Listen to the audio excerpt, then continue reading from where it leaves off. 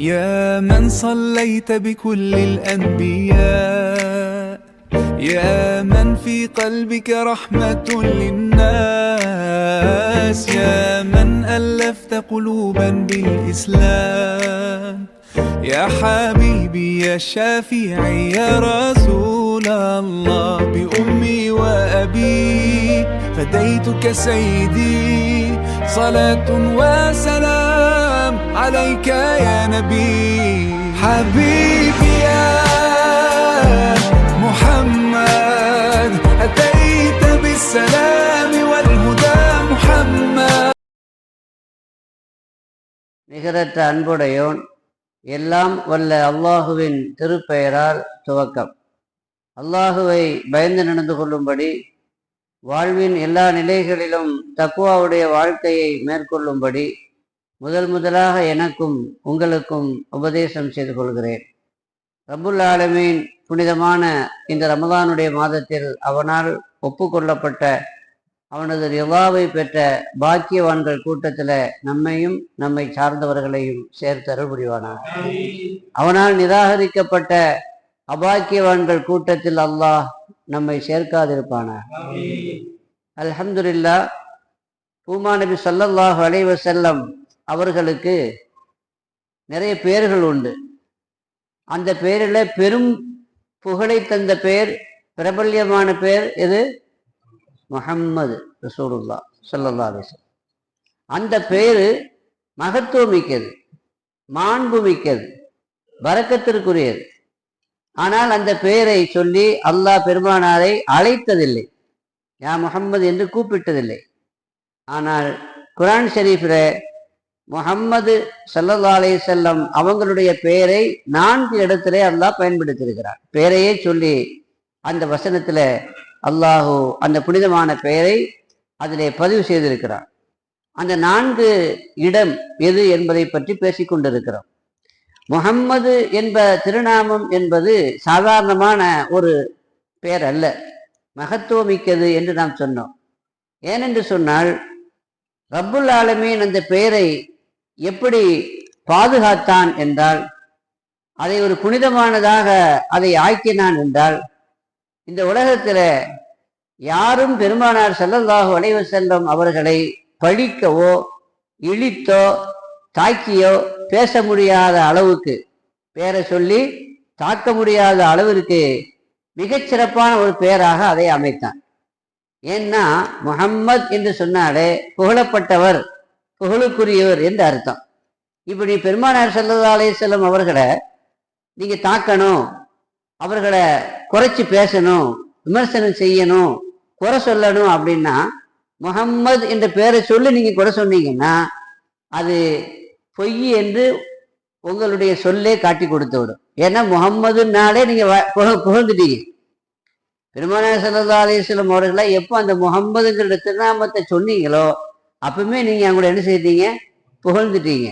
2வது புகழுக்குரியவர் சரி இல்லைன்னு சொன்னா அப்ப இப்ப எப்படி புகழுக்குரியவரா இருப்பார்? அப்ப அதுவே பொய்யாக உங்களுடைய சொல், அந்த பேரு உங்களுடைய அடுத்த வாக்கியத்தை பொய்யாக்கி விடுகிறது.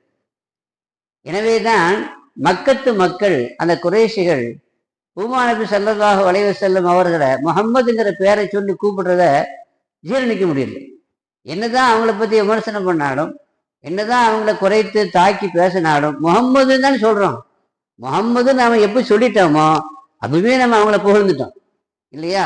புகழப்பட்டவராக அவர் ஆகிவிட்டார், புகழுக்குரியவராக அவர் ஆகிவிட்டார். அதனால முஹம்மதுங்கிற திருநாமத்தை நம்ம என்ன செய்யணும்? பயன்படுத்தக்கூடாது. எனவே என்ன சொல்லணும்? அதுக்கு நேர் மாற்றமான ஒரு சொல்லு முதம்மம். முஹம்மதுன்னா புகழப்பட்டவர் என்று அர்த்தம், முதம்மம் அப்படின்னா இகழப்பட்டவர் என்று அர்த்தம். அதனால நாம எந்த பேரை தான் பயன்படுத்தணும்? முஹம்மதுன்னு பேரை பயன்படுத்தக்கூடாது. ஏன்னா சொன்னாலே புகழ் வந்துடுது. முஹம்மதுங்கிறத சொன்னாலே நாம் அவங்கள புகழ்த்திடுறோம். அதனால அந்த பேரை பயன்படுத்தாம எந்த பேரை பயன்படுத்தணும்? முதம்மம் என்ற பேரை பயன்படுத்தணும் அப்படின்ட்டு முடிவு பண்ணாங்க. அதனால பெருமானார் ஸல்லல்லாஹு அலைஹி வஸல்லம் திட்டும் பொழுது எப்படி திட்டுவாங்கன்னா, காத்தலல்லாஹு முதம்மமா, லஅனல்லாஹு முதம்மமா, கப்பஹல்லாஹு முதம்மமான்னு சொல்லுவாங்களாம். முகம்மதைய முதம்மமை அல்லாஹ் கொல்லுவானாக, முதம்மமை அல்லாஹ் சபிப்பானாக, கப்பஹல்லாஹு முதம்மமா, முதம்மமை அல்லாஹ் கெடுப்பானாக, கெட்டவனாக ஆக்குவானாக என்றெல்லாம் என்ன செய்வாங்க. இப்போ ஒரு ஆளுக்கு அழகான பேர் வச்சிருக்கும் பொழுது அந்த பேரை பயன்படுத்தாம அதுக்கு நேர் மாற்றமான மோசமான பேரை சொல்லி பேசுனா யாருக்கும் கோபம் வருதுன்னு செய்யும். அப்ப சஹாபாக்களால் அதை சகித்து கொள்ள முடியல, சஹாபாக்களால் அதை பொறுத்து கொள்ள முடியல, பொங்கி எழுந்தார்கள், வேகப்பட்டார்கள், வேதனைப்பட்டார்கள். அப்போ ரசூலுல்லாஹி ஸல்லல்லாஹு அலைஹி வஸல்லம் அவர்களை அறிவார்ந்த முறையில அவர்களை அமைதிப்படுத்தினார்கள், அவர்களை சாந்தப்படுத்தினார்கள். என்ன சொன்னாங்கன்னா, பாருங்க, அவங்க யாரையோ பேசுறாங்க, முதம்மம் என்ற பெயருடைய யாரையோ பேசுறாங்க. முதம்மமைத்தான் சபிக்க அல்லாஹ் சபிப்பானாகன்னு சொல்றாங்க, முதம்மமைத்தான் அல்லாஹ் கொல்லுவானாக என்று சொல்றாங்க, முதம்மமைத்தான் அல்லாஹ் கேவலப்படுத்துவானாக என்று சொல்றாங்களே தவிர ஆன முகம்மது, இன்னமா ஆன முகம்மது, நான் முகம்மது, எனவே என்ன அவங்க டச் பண்ணவே இல்லை. யாரோ முதம்மம் என்ன செய்யறாங்க, பேசுகிறார்கள், பழிக்கிறார்கள் என்று சொல்லி சமாதானப்படுத்தினாங்க. பேரை கூட எல்லாம் பாதுகாத்தான். யாராலையும் அந்த பேரை சொல்லி ரசூலுல்லாஹ் என்ன செய்ய முடியாது, பழிக்க முடியாது, இழித்தும் பழித்தும் குறைத்தும் என்ன செய்ய முடியாது, பேச முடியாத அளவிற்கு புனிதமான ஒரு பெயர் முஹம்மது. முஹம்மதுன்னு சொன்னா என்ன அர்த்தம்? புகழப்பட்டவர். ஸல்லல்லாஹு அலைஹி வஸல்லம் புகழக்கூடியவராகவும் இருக்கிறார்கள், புகழப்பட்டவராகவும் இருக்கிறார்கள், இல்லையா? ஹாமிது, புகழக்கூடியவர் என்று சொன்னா என்ன அர்த்தம்? ஹாமிதுன்னு சொன்னா புகழக்கூடியவர். அல்லாஹ் ஹாமிது, அல்லாஹ் ரசூலுல்லாஹ் புகழ்றான், அல்லாஹ் ரசூலுல்லாஹி ஸல்லல்லாஹு அலைஹி வஸல்லம் என்ன செய்யறான்? அப்ப அல்லாஹ் ஹாமிது, அல்லாஹ்வால் புகழப்பட்ட ரசூலுல்லாஹ் யாரு? முஹம்மது, புகழப்பட்டவர். ஆனா ஸல்லல்லாஹு அலைஹி வஸல்லமும் அல்லாஹ் புகழ்றாங்க, இல்லையா? அப்ப ஸல்லல்லாஹு அலைஹி வஸல்லம் ஹாமிது, அல்லாஹ் முஹம்மது ஆயிடுவான், புகழப்பட்டவனாக அல்லாஹ் என்ன செய்து விடுவான். இன்னும் சொல்ல போனா, நீங்க யாரை புகழ்ந்தாலும், யாரை புகழ்றீங்களோ அவங்க முகம்மது ஆயிடுவாங்க. நீங்க இப்ராஹிம் அலைஹிஸ்ஸலாம புகழ்ந்தீங்க, இப்ராஹிம் அலைஹிஸ்ஸலாம் முகம்மது ஆயிடுவார், புகழப்பட்டவராக அவர் ஆயிடுறார். ஆதம் அலைஹிஸ்ஸலாம புகழ்ந்தீங்க, யூசுப் அலைஹிஸ்ஸலாம புகழ்ந்தீங்க, எந்த வழிமார்களை புகழ்ந்தாலும், ஏன் நீங்கள் யாரை புகழ்ந்தாலும் அவங்க எப்படி ஆயிடுவாங்க, முகம்மதாக ஆயிடுவார்கள். அப்படிங்கிற அளவிற்கு அந்த பேரு புனிதமானதாக, மகத்துவம் மிக்கதாக அல்லாஹ் ஆக்கினான். அதனால அந்த பேரை குர்ஆன் ஷரீஃப்ல எத்தனை இடத்துல பயன்படுத்தி இருக்கிறான்? 4 இடத்துல பயன்படுத்தி இருக்கிறான். அந்த 4ம் எந்த இடத்துல பயன்படுத்த வேண்டுமோ அந்த இடத்துல என்ன செய்திருக்கிறான், பயன்படுத்தி இருக்கிறான். அதுல ஒரு இடத்தை பற்றி நேற்று நாம் தொட்டு வைத்தோம், இல்லையா? முஹம்மதுர் ரசூலுல்லாஹ், ஹுதைபியா உடன்படிக்கையினுடைய அந்த பத்திரத்துல அந்த பேரை அழிக்கும்படி சொன்னாங்க, முஹம்மது ரசூலுல்லாஹ்ங்கிறத அழிக்கும்படி சொன்னாங்க. ஸல்லல்லாஹு அலைஹி வஸல்லம் அதுக்கு சம்மதித்தார்கள், அதற்கு இணங்கினார்கள். பொதுவாக சில விஷயங்களை நாம விட்டு கொடுக்கணும், கொஞ்சம் இறங்கித்தான் போகணும். அப்படி இறங்கி போறது பின்வாங்கிறதல்ல, அது நமக்கு தோல்வி அல்ல, அதுதான் மிகப்பெரிய வெற்றி. அது என்ன செய்ய தரும், தேடித்தரும். ஸல்லல்லாஹு அலைஹி வஸல்லம் அந்த ஹுதைபியா உடன்படிக்கையில அந்த பேரை அழித்ததுனால அதுல எத்தனையோ ரகசியங்கள் இருக்கிறது. அப்பதான் அந்த ஒப்பந்தம் கையெழுத்தாகும். அந்த ஒப்பந்தம் கையெழுத்தானாதான் அதுல பல குணங்கள் இருக்கும். அப்ப அதற்காண்டி அந்த நேரத்துல அந்த பேப்பர்ல அழிச்சதுனால ரசூலுல்லாஹ் முஹம்மது ரசூலுல்லாஹ் இல்லைன்னு ஆயிடாதுல. அதனால அரசியல் காரணங்களுக்காக, அரசியல் சாமர்த்தியத்தின் வெளிப்பாடாக, அரசியல் யுக்தியினுடைய அடிப்படையில ரசூலுல்லாஹ்வே என்ன செய்துட்டாங்க, சரிப்பா இதுல என்ன இருக்குது, நீனே ஏற்றுக்கொள்ளுகிற வரை அது உனக்கு, நான் முகமது பின் அப்துல்லா தான் என்று இறங்கி வந்தார்கள். இறங்கி அடிப்பான்னு சொல்லுவாங்கல்ல, அது மாதிரி முகமது ரசூலுல்லாஹ் தன்னுடைய பெயரை தானே என்ன செய்தாங்க, அழித்தார்கள். ஏன் இந்த பேர் இருக்கக்கூடாதுன்னு எதிர்ப்பு தெரிவிச்சார்ல, குறைஷிகளுடைய தரப்புல பேச்சுவார்த்தைக்கு வந்த சுஹைல், அவர் பின்னாடி முஸ்லீம் ஆயிட்டார், ரலியல்லாஹு அன்ஹு ஆயிட்டார், இல்லையா? அப்போ பெருமானார் ஸல்லல்லாஹு அலைஹி வஸல்லம் முஹம்மது ரசூலுல்லாஹ்வை மஸ்லிஹத்திற்காக, சமுதாயத்தினுடைய நன்மைக்காக, மார்க்கத்தினுடைய வளர்ச்சிக்காக என்ன செய்றாங்க, அழித்தார்கள். ஆனா அல்லாஹ் சொன்னா, அவன் என்ன அழிக்கிறது, அவன் என்ன வேண்டான்னு சொல்றது, நான் சொல்றேன் முஹம்மதுர் ரசூலுல்லாஹ், நீங்க முஹம்மது ரசூலுல்லாஹ், நீங்க முஹம்மது அல்லாஹ்வுடைய தூதர் தான். அவன் இல்லைன்னு சொன்னா இல்லைன்னு ஆயிடுமா? அவன் அழித்து விட்டால் அது அழிக்கப்பட்டு விடுமா? நான் பதிவு செய்கிறேன், அழியாத வேதமாக திருக்குர்ஆனிலே பதிவு செய்கிறேன். கியாமத்து வரைக்கும் அழியாமல் பாதுகாக்கப்படுகிற வேதம் அல் குர்ஆன் ஷரீஃப். அந்த மறையிலே நான் உங்களுடைய பெயரை முஹம்மது ரசூலுல்லாஹ் என்று நான் பதிவு செய்கிறேன் என்று சொன்னான். அல்லாஹ் சொன்னான், குல் ஹுவல்லாஹு அஹத், நபியே நீங்க என்னை பத்தி சொல்லுங்க, நான் உங்களை பத்தி சொல்றேன்னு சொன்னோம். நீங்க நபியே நீங்கள் சொல்லுங்கள், ஹுவல்லாஹு அஹத் அல்லாஹு ஸமத் லம் யலித் வலம் யூலத் வலம் யகுல் லஹு குஃபுவன் அஹத் என்று என்னை பத்தி நீங்க சொல்லுங்க, உங்களை பத்தி நான் சொல்றேன் அப்படின்னா, அல்லாஹ்வே ரசூலுல்லாஹ் பத்தி சொல்லும் பொழுது அதை விட வேறு யாரும் பெருசாக நாம சொல்ல முடியாது. அப்படி அல்லாஹ் எடுத்து எந்தெந்த வகைகளில் முஹம்மது ரசூலுல்லாஹ் ஸல்லல்லாஹு அலைஹி வஸல்லம் அவர்களை அவங்க மெய்யான நபிதான், உண்மையான நபிதான் என்பதை இந்த உலகத்துல அவன் பதிவு செய்ய முடியுமோ, இந்த உலகத்துல வெளிப்படுத்த முடியுமோ, இந்த உலகத்துல நிரூபித்து காட்ட முடியுமோ, எல்லா வகையிலையும் அந்த முகமது ரசூலுல்லாஹ் அவன் சொல்லிட்டான்ல, அதை நிரூபித்து காட்டினான், அதை ப்ரூவ் பண்ணான். பல்வேறு முஅஜிசாக்களை கண்மணி நாயகம் ஸல்லல்லாஹு அலைஹி வஸல்லம் அவர்கள் மூலமாக வெளிப்படுத்தினான். நபி அல்லாமல் வேறு யாராலும் செய்ய முடியாது, அல்லாஹ்வை தவிர வேறு யாராலும் செய்ய முடியாத அமானுஷ்யமான அதிசயங்களையும் அற்புதங்களையும் தனது தூதர் வழியாக செய்து காட்டி இவர் என்னுடைய தூதர் தான் என்பதை நியாயப்படுத்தினான்.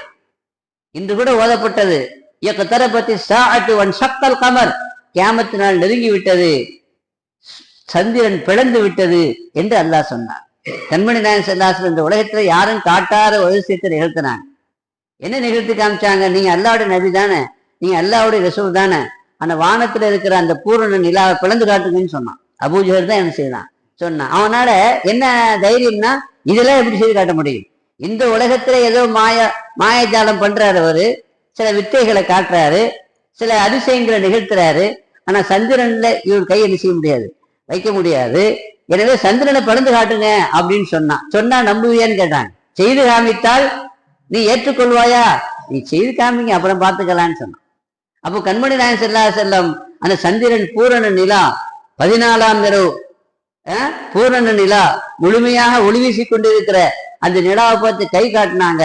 அது 2 துண்டாக பிளந்து ஜபல அபு குபைஸினுடைய மலையில ஒரு துண்டு இந்த பக்கமும் ஒரு துண்டு அந்த பக்கமும் ரொம்ப தெளிவான முறையில எல்லோரும் அதை பார்த்து ஊழியம் செய்யக்கூடிய வகையில அதை செய்து காமிச்சாங்க. இதை விட வேற என்னங்க அதிசயம் வேணும்? எதையெல்லாம் செய்ய முடியுமோ அதையெல்லாம் செய்ய வைத்து அந்த முஹம்மது ரசூலுல்லாஹ் தான் சொன்னதை நியாயப்படுத்தி அதை உண்மைப்படுத்தி வைத்தார். ஆனா எல்லாத்தையும் பார்த்துட்டு என்ன சொன்னானுங்க, அதான் செஹரும் முஸ்தமிர், இது பழைய அவருடைய செஹரு, இது அவருடைய செஹரு, சூனியம், வித்த அப்படின்ட்டு அது சாதாரணமா எடுத்துக்கிட்டான். நாம இங்க சிந்திச்சு பார்க்கணும். பொதுவாக செஹராக இருந்தாலும் சரி, சூனியம் அல்லது வித்த, மேஜிக், இது எல்லாமே இந்த பூமியில தான் காட்ட முடியும். இந்த பூமியில் உள்ள வஸ்துக்களை தான் மாத்தி கிட்டி காட்ட முடியும், மாத்தி பண்ண முடியும். ஆனா நம்மளுடைய மாயஜால வேலை, சூனியம், இதெல்லாம் எங்க பலிக்காது? வாகனத்துல பலிக்காது. அந்த அடிப்படை உண்மைகளை அவங்க என்ன செய்யல, விளங்கல. ஆனா அந்த உண்மையை நிகழ்த்தி காட்டியும் கூட அவர்கள் பெருமானார் ஸல்லல்லாஹு அலைஹி வஸல்லம் பொய்யாக்குனாங்க என்று நான் வரலாற்றை பார்க்கிறோம். இதுல என்ன ஒரு இதுன்னு சொன்னா, ஒரு அதிசயம்னா, இந்த அதிசயம் நிகழ்த்தி காட்டப்பட்டது அபூஜஹலுக்கு, இந்த அதிசயம் நிகழ்த்தி காட்டப்பட்டது மக்கத்து குறைஷிகளுக்கு. எப்படியாவது ஈமான் கொள்ள மாட்டார்களா, எப்படியாவது அல்லாஹ்வுடைய ரசூல் தான் என்பதை ஏற்றுக்கொள்ள மாட்டார்களா என்று. ஆனா இந்த நிகழ்ச்சி உலகெரிய பிரம்மாண்டமான ஒரு அதிசயத்தை நிகழ்த்தியும் கூட ஒரு ஆள் கூட சிலத்துக்கு வரும், ஒரு ஆளுக்கு கூட ஈமான் நசீபாகல, ஹிதாயத்து கிடைக்கல. ஒரு ஆளுக்கும் கிடைக்காத அந்த மோஜிசாவை எதுக்கு செய்யணும்? ஒரு ஆளுக்கும் பிரயோஜனம் இல்லாம அந்த மோஜிசாவை எதுக்கு அல்லாஹ் நிகழ்த்தணும்? ஒரு பிரயோஜனம் இல்லாம ஆயிப்போச்சே என்று ஒரு கேள்வி வருது இல்லையா? ஆனா நமக்கு தெரியும், இந்த மோஜிசாவை, மக்காவில் நிகழ்த்தப்பட்ட அந்த மோஜிசாவை, மினாவில் நிகழ்த்தப்பட்ட அந்த மோஜிசாவை யாருக்குமே ஹிதாயத்திற்கு காரணமாக அல்லாஹ் ஆக்காட்டாலும் நமது இந்தியாவில் இருக்கக்கூடிய சேரமான் பெருமான் அவனுடைய ஹிதாயத்துக்கு அதை காரணமாக்கணும். வரலாற்று நாம என்ன செய்கிறோம், பார்த்திருக்கிறோம், படித்திருக்கிறோம் இல்லையா? அவங்க யதார்த்தமாக வந்தாங்க, யதார்த்தமாக அவர்கள் இரவு நேரத்துல அந்த ஏதாவது தங்களுடைய சுயதேவை நிறைவேற்றுக்கு வரும் பொழுது யதார்த்தமாக வானத்தை பார்க்கிறாங்க, ஒரு அதிசயம் நிகழ்கிறது. அவனுடைய வாழ்க்கையிலையும் அதிசயம் நிகழ்ந்து விட்டது என்று வரலாற்று நாம் பார்க்கிறோம். இப்போ நிறைய கேள்விகளை இப்பொழுது கேட்கிறார்கள். என்ன கேட்கிறாங்கன்னா, பெருமானார் ஸல்லல்லாஹு அலைஹி வஸல்லம் சந்திரனை பிளந்தாங்கன்னா அது மிகப்பெரிய நிகழ்ச்சி தானே, மிகப்பெரிய அதிசயம் தானே. அந்த மிகப்பெரிய அதிசயத்தை நிகழ்த்தி ஐரோப்பியர்களுடைய வரலாற்றுல அது பதிவாகல, ஆங்கிலேயர்களுடைய வரலாற்றுல அது பதிவாகல. அது எப்படி இவ்வளவு பெரிய நிகழ்ச்சி நடக்கும் பொழுது பார்த்தான்னு இருப்பாங்க, பலரும் பார்த்தான்னு இருப்பாங்க, பலரும் பார்த்திருந்தா யாராவது பதிவு பண்ணி தானே இருப்பாங்க, ஏன் அப்படி பதிவு பண்ணல என்று ஒரு கேள்வி என்ன செய்யறாங்க, எழுப்புறாங்க. ஆனா ஒரு விஷயத்த விளங்கணும், பெருமானார் ஸல்லல்லாஹு அலைஹி வஸல்லம் ஆசிய கண்டத்துல உள்ள மக்காவுல இந்த நிகழ்ச்சியை நடத்தி காட்டுறாங்க. உலகத்துல எல்லா நாட்டுக்கும் அது இரவாக இருக்கணுங்கிறது அவசியம் இல்லை இல்லையா? பல பகுதிகளில் அது பகரா கூட இருக்கும். அப்ப அந்த காட்சி அவங்க பார்த்துருக்கிறதுக்கு வாய்ப்பே இல்லை.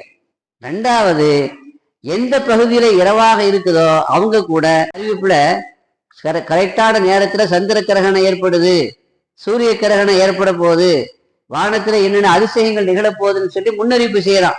ரேடியோவில் டிவியில முன்னறிவிப்பு செய்யறான். எத்தனை பேர் அதை பார்த்தும் தெரிந்தும் கூட அந்த நேரத்துல பாக்குறாங்களா? அது நடந்துட்டு போட்டோம், சூரிய கிரகணம் பிடிச்சிட்டு போட்டோம், சந்திர அது நடந்துட்டு போட்டோம். ஒருத்தரும் கூட, பெரும்பாலும் ஒரு சில பேர் அந்த கரெக்டான நேரத்துல அதுல ஆர்வம் உள்ளவங்க மட்டும்தான் பாக்குறாங்க. இப்ப அந்த நேரத்துல ரசூலுல்லாஹ் முன்னறிவிப்புலாம் ஏதாவது பொது அறிவிப்பை செய்தாங்க. இந்தியாவில் உள்ள ஐரோப்பாவில் உள்ள எல்லாருக்கும் இதோ பாருங்கள், நான் இப்பொழுது அதிசயம் நிகழ்த்தி காட்டப் போகிறேன், நீங்க பார்த்துக்கிட்டே இருக்கீங்கன்னு சொல்லலையே. தெரிஞ்சா தானே பார்ப்பாங்க. இரவாக இருந்தாலும் எந்த பகுதியில இரவாக இருக்கிறதோ அங்க கூட அவங்களுக்கு தெரிய வாய்ப்பு இல்லை. மூணாவது விஷயம் என்னன்னா, பெருமானார் ஸல்லல்லாஹு அலைஹி வஸல்லம் அவர்கள் அந்த மாதிரி ஒரு மோஜிசாவை காமிச்சாங்கிறதுக்கு ஆதாரமே இல்லைன்னு சொல்றதுக்கு இல்லை. ஒண்ணு, சேரமான் பெருமான் இந்திய சவுத் இந்தியாவுடைய வரலாற்றுல அது ரெக்கார்ட் ஆயிருக்குது ஒண்ணு. ரெண்டாவது, மகாபாரதத்தினுடைய கதையிலையும் அது, அதாவது ராஜஸ்தானுடைய ராணா அப்படின்னு ஒரு அரசர், ராஜஸ்தானுடைய அரசர் ராணா, அந்த ராணாவுடைய தாரீഖில் அது என்ன இருக்குது, அவரும் பார்த்ததாக அவருடைய வரலாற்றுல. அதே மாதிரி மகாபாரதத்தினுடைய கதையிலையும் அந்த கதையிலையும் அது என்ன ஆயிருக்குது, அப்படி ராணா பார்த்தார் என்று செய்தி பதிவா இருக்குது. அதனால அறவே இல்லைன்னு செய்ய முடியாது, சொல்ல முடியாது. ஆக மறுக்க முடியாத ஒரு அதிசயம் இது சந்திரன் பிளந்தது, கண்மணி நாயம் ஸல்லல்லாஹு அலைஹி வஸல்லம். இப்படி பல வகையான மோஜிசத்துக்களை செய்தும் கூட எப்படியாவது முஹம்மது ரசூல் அவன் சொல்லிட்டான், அந்த தான் சொன்னதை நிரூபித்து காட்ட வேண்டும் என்பதற்காக வேண்டி எத்தனையோ மோஜிசத்துக்களை செய்து காட்டியும் இந்த மக்கள் என்ன செய்யல, ஏற்றுக்கொள்ளவில்லை. இதுல இன்னொரு விஷயத்தை விளங்கணும். நாம ஒரு இடத்துல பணி செய்கிறோம், நாம ஒரு இடத்துல ஹிதுமத் செய்கிறோம், நாம் ஒரு இடத்துல சேவை செய்கிறோம், அதனுடைய பலன் அங்க கிடைக்கணுங்கிற அவசியம் இல்லை. அங்க நம்ம இஹ்லாஸோடு ஒரு சேவையை செய்யும் பொழுது இங்கு நாம் செய்யக்கூடிய சேவையினுடைய பலன் எங்கோ என்ன செய்யலாம், சம்பந்தமே இல்லாம இன்னொரு இடத்துல என்ன செய்யலாம், கிடைக்கலாம் என்பதற்கு இது ஒரு ஆதாரம். அவங்க அபூஜஹலுடைய ஹிதாயத்திற்காக வேண்டி நிகழ்த்தப்பட்ட அந்த சம்பவம் அபூஜஹலுக்கும் குறைஷிகளுக்கும் ஹிதாயத்துக்கு காரணமாகல. சம்பந்தமே இல்லாத சேரமான் பெருமான் இந்தியாவில வாழ்ந்த அந்த மன்னருக்கு அப்படின்னா அங்கு செய்த அந்த உழைப்பு அதனுடைய பலன் இங்கே என்ன செய்கிறது. நாம் அங்க முஸ்லிம்களுக்காக வேண்டி துவா செய்கிறோம், நாம முஸ்லிம்கள் நலனுக்காக வேண்டி பாடுபடுகிறோம், முஸ்லிம்களுடைய ஹிதாயத்திற்காக வேண்டி பாடுபடுகிறோம். ஆனால் ஒருவேளை நாம் யாரிடத்திலே பாடுபடுகிறோமோ அவர்களுக்கு அது ஹிதாயத்து கிடைக்காமல் இருக்கலாம். ஆனால் இஹ்லாஸோடு நாம் அவர்களுடைய முன்னேற்றத்திற்காக வேண்டி பாடுபடுகிற பொழுது, அவர்களை நேர்வழியின்பால் அழைக்கின்ற அந்த பணியை தொடர்ந்து செய்கிற பொழுது அதனுடைய பலனை அல்லாஹ் உலகத்தில் ஏதாவது ஒரு கோடியில அதனுடைய பலனை வெளிப்படுத்தி காட்டுவான் என்பதையும் இங்கிருந்து நாம் என்ன செய்து கொள்ள வேண்டும், விளங்க வேண்டும் இல்லையா? மூசா நபியுடைய வரலாற்றுல அவங்க சூனியக்காரர்கள்லாம் கொண்டு அந்த போட்டியை நடத்தின காரணமே எதற்காக வேண்டி, ஃபிரௌனுக்கும் ஃபிரௌனுடைய கூட்டத்துக்கும் ஹிதாயத்து கிடைக்கணுங்கிறதுக்காக வேண்டி தானே இல்லையா? ஆனா ஃபிரௌனுக்கும் ஃபிரௌனுடைய கூட்டத்துக்கும் ஹிதாயத்து கிடைக்க வேண்டும் என்பதற்காக வேண்டி நிகழ்த்தப்பட்ட அந்த போட்டியில யாருக்காக வேண்டி போட்டி நடந்ததோ, யாருடைய ஹிதாயத்திற்காக வேண்டிய போட்டி நடந்ததோ, ஏற்பாடு செய்யப்பட்டதோ, அந்த ஃபிரௌனுக்கும் அந்த ஃபிரௌனுடைய கூட்டமான எகிப்தியர்களுக்கும் கிடைக்கல. ஆனா எதிர்க்க அந்த சூனியக்காரர்களுக்கு ஹிதாயத்து கிடைத்தது. எங்கோ இடத்தில் நாம் செய்யக்கூடிய அந்த நன்மையினுடைய விளைவும் பலனும் வேறு எங்கோ அதனுடைய காற்றினுடைய திசை மாறி அடிக்கும் என்பதை நாம் இந்த சமூகங்களிலிருந்து விளங்கிக் கொள்கிறோம். ஆக கண்மணி நாயம் ஸல்லல்லாஹு அலைஹி வஸல்லம் அவர்களுடைய பேர் எத்தனை இடத்துல இடம் பெற்றிருக்கிறது குர்ஆன்ல? 4 இடத்துல இடம் பெற்றிருக்கிறது. அதுல ஒரு இடம் எது? முஹம்மதுர் ரசூலுல்லாஹ், இது ஒரு இடம். இன்னொரு இடம் எது அப்படின்னா அல்லதீன ஆமனு வஸத்து அன் சபீலில்லாஹி, அந்த ஆயத்துல அலல்ல சபீலஹும் வல்லதீன ஆமனு வஅமிலு ஸாலிஹாத்தி வஆமனு பிமா நுஸ்ஸில அலா முஹம்மத், அந்த இடத்திலையும் அதாவது ஈமான் கொண்டவர்கள் சாலிஹான நற்கர்மங்கள் செய்தவர்கள், முகமது ஸல்லல்லாஹு அலைஹி வஸல்லம் அவர்கள் மீது அருளப்பட்ட வேதத்தை கொண்டு ஈமான் கொண்டவர்கள் என்று குறிப்பாக அந்த இடத்துல பெயரை சொல்லி அல்லாஹ் தஆலா பதிவு செய்கிறான். ஏன் அந்த இடத்துல பேர் பதிவு செய்யப்பட்டது? பொதுவாக இந்த குர்ஆன் ஷரீஃப் அது உண்மையான வேதம், சத்தியமான வேதம். அதை நாம் ஆய்வுக்கு உட்படுத்துகிறோம், அதை விசாரணைக்கு கொண்டு வருகிறோம். உலகத்துல ஒருவரை நாம் விசாரிக்க வேண்டும் என்றால் அந்த விசாரணை செய்யக்கூடிய காவல்துறையினர் எப்படி விசாரிப்பாங்க? அவனை பிடித்து நீ யார் என்று கேட்பார்கள் இல்லையா? உன் பேர் என்ன என்று கேட்பார்கள். நீ எங்கிருந்து வருகிறாய் என்று கேட்பார்கள். எங்கே வந்திருக்கிறாய் என்று கேட்பார்கள். எதற்காக வந்திருக்கிறாய் என்று கேட்பாங்கல்ல. விசாரணையில இந்த கேள்விகள் கேட்கப்படுகிறது. அதே மாதிரி உலகத்தினுடைய வேதங்கள், அந்த வேதத்தை நாம் முன்னால் கொண்டு வந்து ஆய்வுக்கு உட்படுத்தினால் அந்த வேதம் எங்கிருந்து வந்தது, யாருக்கு வந்தது, அவருடைய பெயர் என்ன, எதற்காக வேண்டி வந்தது, என்ன நோக்கத்திற்காக, எந்த காலத்தில் வந்தது, எந்த நாட்களில் வந்தது, பகலில் வந்ததா இரவில் வந்ததா, இரவில் வந்தது என்றால் எந்த இரவு, டேட்டு என்ன என்றெல்லாம் அந்த வேதங்களை நாம் ஆய்வு செய்கிற பொழுது அந்த ஆய்வுக்கு உட்படுத்தி இந்த கேள்விகளை முன்வைத்தால் உலகத்தில் எந்த வேதமும் அதற்கான பதிலை சரியாக சொல்ல முடியாத நிலையில் தான் இருக்கிறது. திருக்குறள் யார் எழுதுனா? திருவள்ளுவர். அப்படின்னு யாருக்கு தெரியும்? வரலாற்றுல அதுக்கு சான்று இருக்குதா? அப்படி எப்போ வாழ்ந்தாரு, அவருடைய உண்மையான பெயர் என்ன? திருக்குறள் இருக்குது, அது உண்மை. ஆனால் எழுதினது யாரு இல்லையா? வரலாற்று சான்று இல்லை. அதே மாதிரி நீங்க எந்த வேதத்தை எடுத்துக்கிட்டாலும், இந்த வேதம் புராணம் என்று நம்பப்படுகிற எந்த வேதத்தையும் நீங்கள் இந்த விசாரணைக்கு உட்படுத்தினீங்கன்னு சொன்னா இந்த கேள்விகள் முன்வைக்கப்பட்டால் அதற்கு பதில் என்ன செய்ய முடியாது, சொல்லவே முடியாது.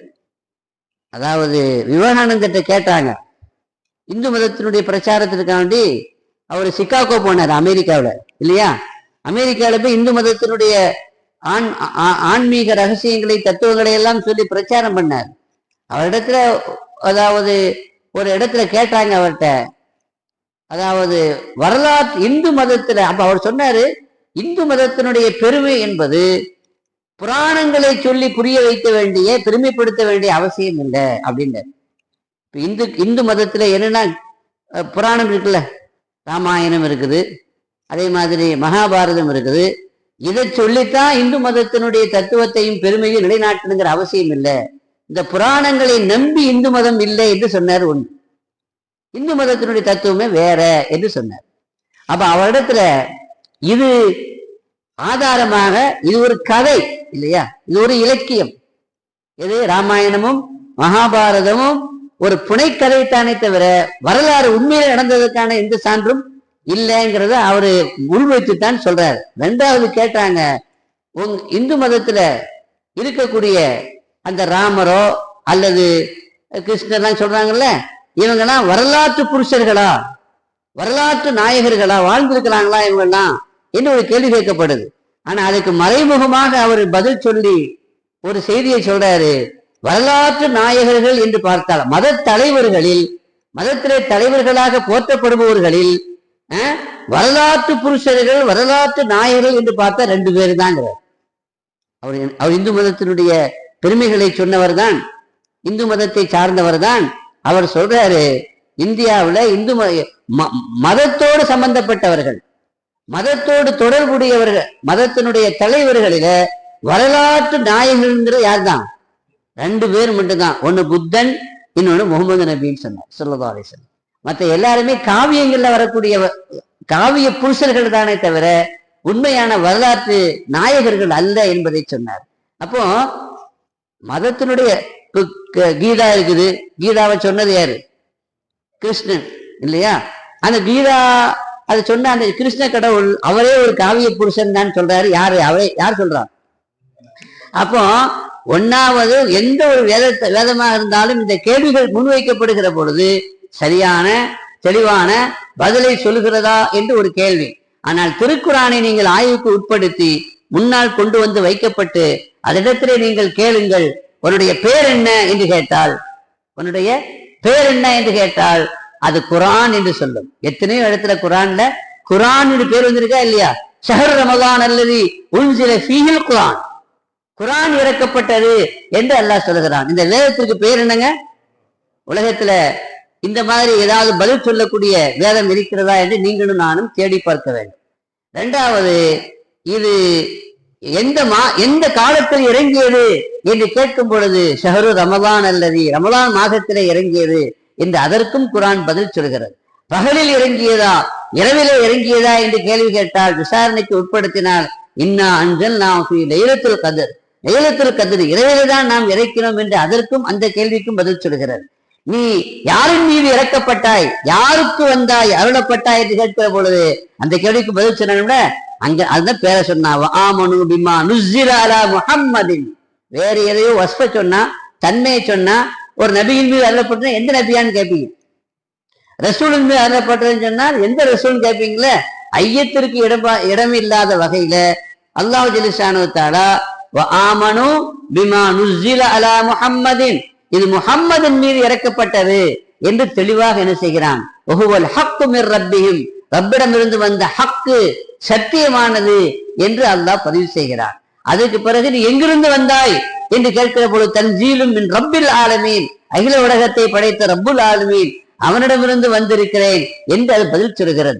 எதற்காக வந்தால் முதல்லின்னார், அகில உலக மக்களுக்கு நேர்வழி காட்டுவதற்காக நான் வந்திருக்கிறேன். எந்த கேள்வி நீங்க அதரத்திலே கேட்டாலும் அந்த கேள்விக்குண்டான பதிலை தான் என்ன செய்கிறது, பதில் சொல்லுகிறது குர்ஆன்.